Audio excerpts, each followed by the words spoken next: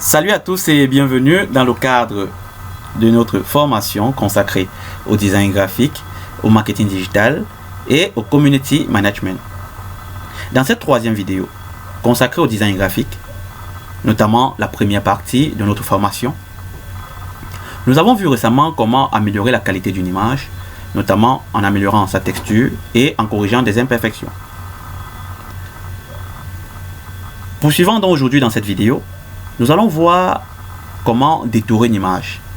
De manière très simple, détourer une image signifie tout simplement supprimer l'arrière-plan de telle sorte à avoir une image ou alors un personnage unique.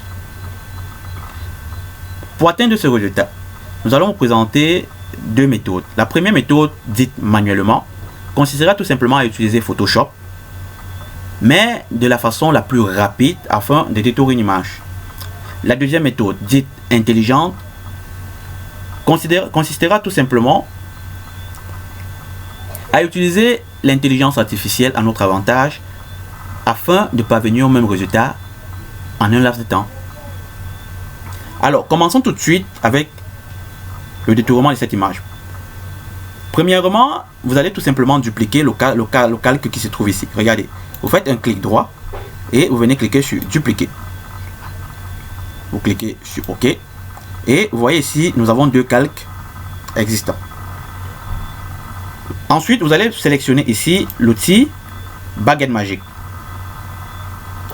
Une fois l'outil baguette magique sélectionné, vous venez cliquer ici sur sélectionner un sujet et nous allons tout simplement laisser Photoshop opérer la magie pour nous. Cette fonctionnalité que nous vous présentons aujourd'hui présente un réel avantage, notamment cela vous évite la concentration et la perte de temps. Nous pouvons observer effectivement que Photoshop a sélectionné uniquement le personnage existant sur l'image. Mais à regarder de plus près, nous voyons bien que Photoshop n'a véritablement pas sélectionné certains endroits de notre image comme il le fallait. Pour cela, nous allons corriger cette imperfection. Nous allons cliquer ici, sélectionner l'outil lasso et nous allons prendre ici l'option plus. Cette option consistera tout simplement à corriger ici en faisant un tracé exact sur la partie que nous voulons corriger. Vous pouvez maintenant observer qu'il y a eu une nette amélioration sur la zone sélectionnée. Vous voyez? Alors parfait. Une fois les imperfections corrigées, nous allons cette fois-ci revenir sélectionner notre objet outil baguette magique et nous allons sélectionner et masquer ici sur sélectionner et masquer. Et encore nous allons laisser Photoshop faire le travail pour nous. Photoshop nous montre une série d'options qui s'ouvrent ici. Nous avons le fond existant, vous voyez? Nous avons le fond qui existe. Voyons, nous avons ici l'option affichage. Moi, j'ai besoin que l'option affichage, que nous ayons un fond blanc. Ici, à l'arrière, regardez, on va cliquer sur blanc. Vous voyez que la couleur a changé. Mais il y a encore des imperfections. On aperçoit encore le sapin et le fond à l'arrière-plan. Nous allons venir donc sur la prochaine option, augmenter l'opacité. L'opacité ici existant à 50, nous allons la mettre pleinement. Vous voyez, à 100%, tout a disparu. Nous allons poursuivre en regardant les options.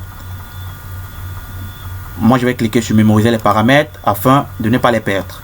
Ici, nous avons l'option rayon. Ceci vous permet tout simplement de fondre le personnage dans certaines parties du décor.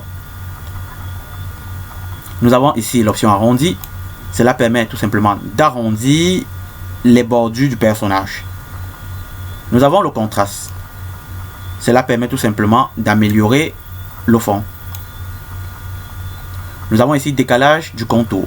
Le décalage du contour permet tout simplement de faire fondre ce personnage si nous voulons l'utiliser sur un flyers, dans le flyers, de telle sorte à ce que les imperfections qui puissent y être ne soient plus observées. Nous allons à présent cliquer sur paramètres de sortie. Nous allons sélectionner ici sur décontamination de couleur. Cette option est faite pour les personnages avec beaucoup de cheveux. Peut-être lors de la sélection, tous les cheveux n'ont pas été pris en compte, ou alors il y a eu des imperfections sur les cheveux. Lorsque vous sélectionnez cet objet, cela améliore les cheveux. Alors, nous allons cliquer à présent ici sur dans cette option et nous allons choisir nouveau calque avec masque de fusion. Une fois fait, nous cliquons ici sur OK pour sortir et nous validons. Vous pouvez apercevoir ici que nous avons un nouveau calque qui a été créé.